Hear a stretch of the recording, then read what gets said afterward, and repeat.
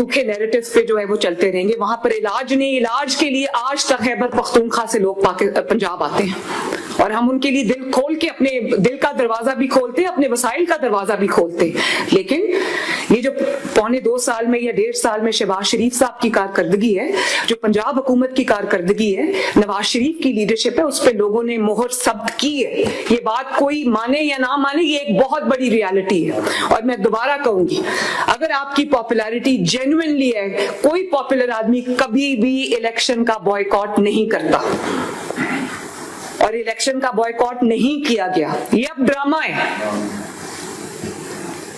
रो रहे हैं, रोना इनकी पुरानी आदत है, अब भी रो रहे हैं, आवाजें दे रहे हैं उनको कि जो छोड़ के चले गए हैं, उनके बगैर ये वो बैसाखियां थी जमीन पे आ गिरे। लेकिन मुझे पीटीआई के हारने की इतनी खुशी नहीं जितनी मुझे ये नैरेटिव की जो सियासत है, जो परफॉर्मेंस की तरफ आई, जितनी मुझे इस चीज की खुशी, क्योंकि ये मेरे मुल्क के लिए अच्छा है।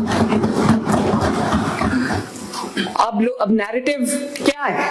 नैरेटिव को बनाने की जरूरत नहीं पड़ती, नैरेटिव खुद बनता है। अब नैरेटिव क्या है? नैरेटिव ये है कि लोगों को आज सस्ता आटा मिल रहा है, लोगों को आज सस्ती रोटी पंजाब के अंदर मिल रही है, आज पंजाब में लोगों की सड़कें बन रही हैं, लोगों की एक्सप्रेसवेज बन रही हैं, लोगों की शाहराएं बन रही हैं, लोगों के गली मोहल्ले शहर साफ हो रहे हैं, लोगों की सड़कें साफ हो रही हैं, उनके घरों के आगे से सफाई हो रही है, उनके गाँव में सफाई हो रही है, उनके शहरों में सफाई हो रही है। 1.5 लाख का अमला सुथरा पंजाब का घर घर और पंजाब का चप्पा चप्पा कोना कोना साफ कर रहा है।